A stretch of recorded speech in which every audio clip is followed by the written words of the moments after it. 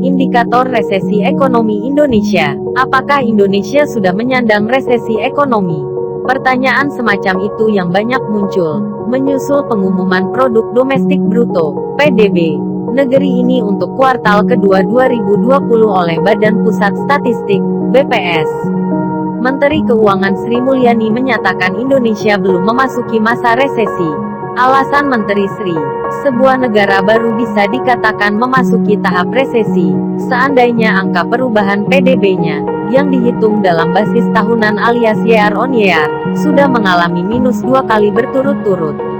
Indonesia, menurut Menteri Sri, masih belum bisa disebut resesi karena baru pada kuartal kedua mengalami pertumbuhan PDB yang minus.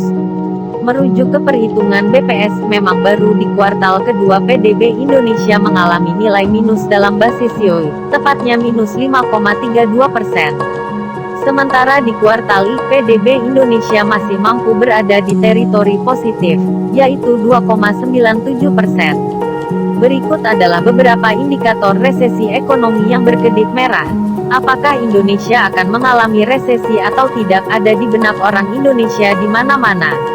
Pencarian Google menunjukkan kekhawatiran resesi telah melonjak secara dramatis sejak akhir bulan, ketika Bank Indonesia menurunkan suku bunga untuk pertama kalinya sejak krisis keuangan.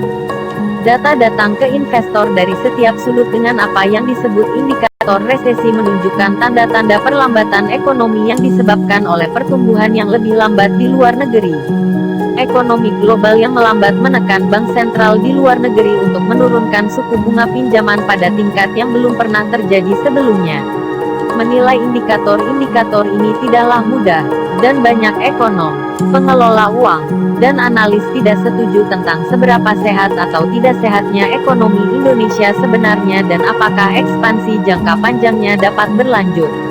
Berikut adalah beberapa indikator resesi utama yang berkedip merah. Pasar obligasi. Mungkin indikator resesi yang paling banyak dibicarakan adalah kurva imbal hasil terbalik. Di tengah penurunan suku bunga di pasar obligasi AS yang lebih luas, imbal hasil obligasi Treasury 10 tahun telah turun di bawah imbal hasil 2 tahun beberapa kali sejak Agustus.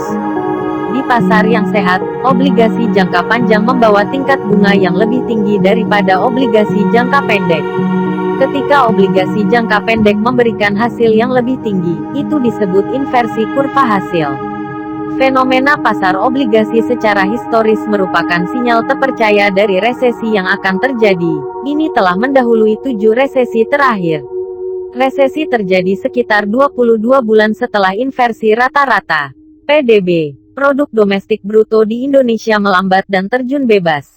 Pertumbuhan ekonomi Indonesia minus 5,32% pada kuartal kedua.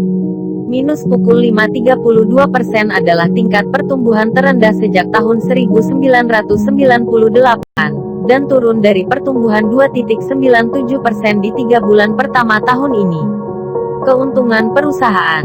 Perkiraan pertumbuhan pendapatan turun drastis tahun ini. Desember lalu, analis memperkirakan pertumbuhan pendapatan S&P 500 untuk tahun ini akan menjadi sekitar 7,6%. Angka itu sekarang sekitar 2,3%. Para ekonom bulan lalu mengurangi perkiraan pendapatan 2019 dan 2020 dengan alasan ekonomi yang lesu, ancaman perang perdagangan, dan potensi devaluasi mata uang. Kontraksi manufaktur. Pertumbuhan pabrikan Indonesia melambat ke level terendah dalam hampir 10 tahun di bulan Agustus.